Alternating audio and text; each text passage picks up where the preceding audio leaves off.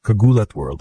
Good news na naman, Pilipinas. Bumida si Alexandra Alex Ayala sa doubles draw ng Prudential Hong Kong Tennis Open at itinalaga siyang magkapares ng Taiwanese veteran Chen Haoqing para sa unang laban sa main draw.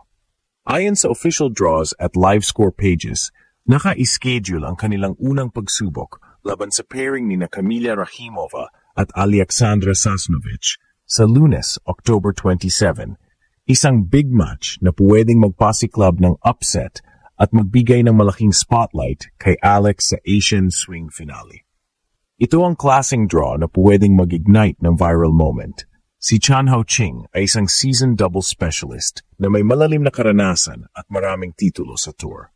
Ang tamang mentor sa tabi ng agresibong puso ni Alex. Pinagsama ang veteran savvy ni Chen at ang youth fire ni Ella at makikita mo agad ang chemistry potential.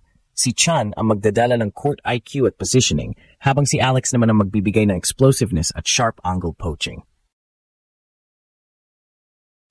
Sa isang one-week event, ang ganitong kombinasyon ay pwedeng mag-surprise lalo kung mabilis nilang pagkasyahin ang ritmo.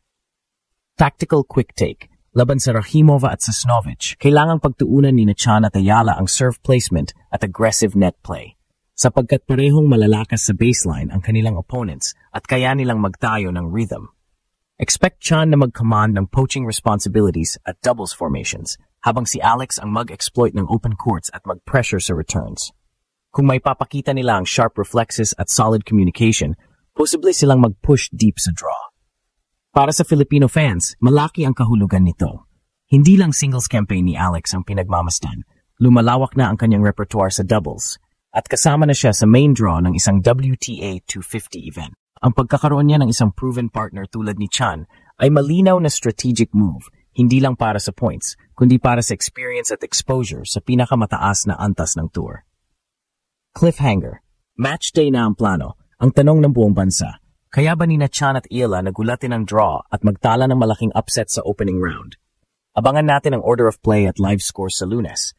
Pero isang bagay ang sigurado, ang Hong Kong doubles court ay pwedeng maging entablado para sa panibagong Alex-Ayala moment. Mainit na balita mula sa Hong Kong, si Alexandra Ayala, ang pambato ng Pilipinas sa tennis, ay opisyal ng sasabak sa doubles main draw ng Prudential Hong Kong Tennis Open, kasama ang Taiwanese veteran na si Chen Haoqing, isa sa pinakakilalang doubles players sa buong Asia. Sa darating na Lunes, October 27, makakaharap nila ang matitinding kalaban na sina Kamila Rakhimova at Alexandra Sasnovich, dalawang solidong baseline hitters na kayang magdikta ng ritmo sa court. Pero sa kabilang side ng net, nariyan ang kombinasyong bago ngunit delikado, youth and fire meets experience and control. Si Chen Haoqing ay hindi basta-basta partner. Dating top 10 doubles player, siya ang klase ng veteranang may natural leadership sa court, alam kung kailan papasok sa net, saan ilalagay ang bola, at paano i-orchestrate ang bawat point.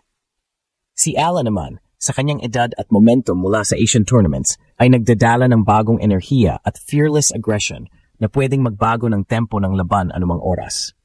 Sa papel pa lang, ang kombinasyon ng dalawang ito ay mukhang perpektong blend ng intelligence at explosiveness. Ang kanilang unang assignment laban kina Rakhimova at Sasnovich ay hindi magiging madali. Parehong matibay sa baseline at bihasa sa long rallies.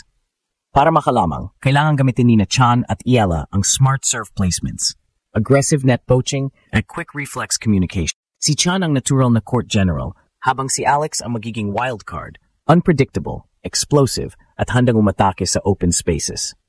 Sa mas malalim na konteksto, ang laban na ito ay higit pa sa isang doubles debut.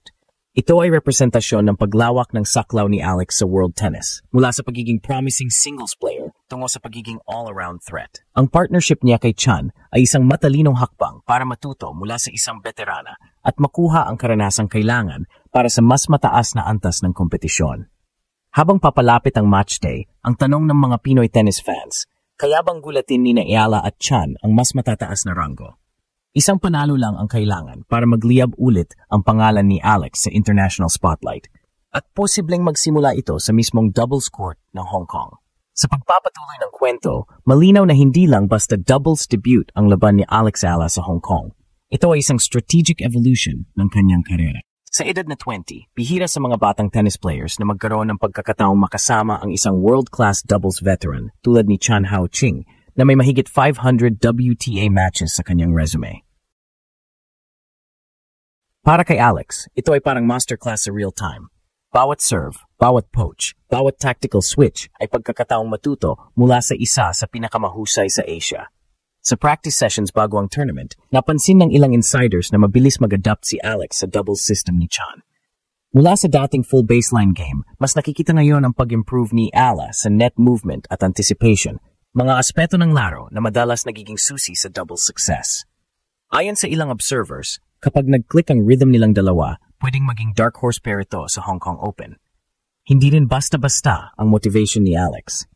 Alam niyang malapit na matapos ang Asian Swing at ang event nito ay isa sa huling pagkakataon ngayong taon para mag-ipon ng WTA points at tour experience. Pero higit pa sa ranking, ang mahalaga dito ay exposure, makasabay sa mga veterans, at patunayan na kanyang mag-compete hindi lang sa singles, kundi maging sa double scene kung saan teamwork at instinct ang puhunan. Para naman kay Chan Hao-ching, makikita ang kagustuhan niyang magturo at mag-guide ng mga bagong talent sa Asia. Maraming beses na niyang nakalaro ang mga top doubles teams ng mundo at alam niya kung gaano kahalaga ang chemistry at trust sa partner. Sa loob lang ng ilang araw, tila nagkaroon na sila ni Alex ng natural rhythm. Si Chan bilang strategist, si Alex bilang executioner.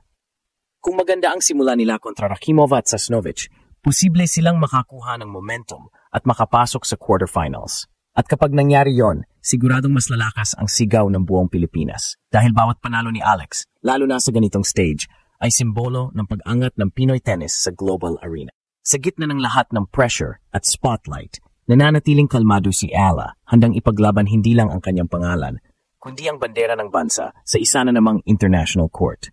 Sa huling paghahanda bago ang laban, nakikita sa demeanor ni Alexandra Ala ang kakaibang kumpiyansa. Hindi lang dahil sa skills, kundi sa maturity na unti-unti niyang hinuhubog. Kasama si Chan Hao-ching, ang veteran presence sa tabi niya ay tila nagbibigay ng bagong layer sa laro ni Alex. Mas kalmado, mas strategize, pero hindi nawawala ang agresibong apoy na kilala sa kanya. Ang kanilang unang laban kontra Kamila Rakhimova at Alexandra Sasnovich ay magiging ultimate test kung gaano kabilis mag-adapt si Ala sa elite doubles tempo. Pero kung meron mang isang bagay na lagi niyang pinapatunayan, yan ay ang kakayahan niyang mag-perform sa malalaking pagkakataon. Win or lose, ang Hong Kong Open ay isa na namang milestone sa patuloy na pag-akyat ng batang Pinay tennis sensation. Ang partnership na ito ay hindi lang tungkol sa panalo, kundi sa pagpapanday ng isang mas kumpletong atleta, isang Ala na handang harapin ang mas malalaking stage sa susunod na season. At habang nag-aabang ang buong bansa, iisa lang ang sigaw ng mga fans. Laban, Alex. Ipagmalaki mo ulit ang Pilipinas sa buong mundo.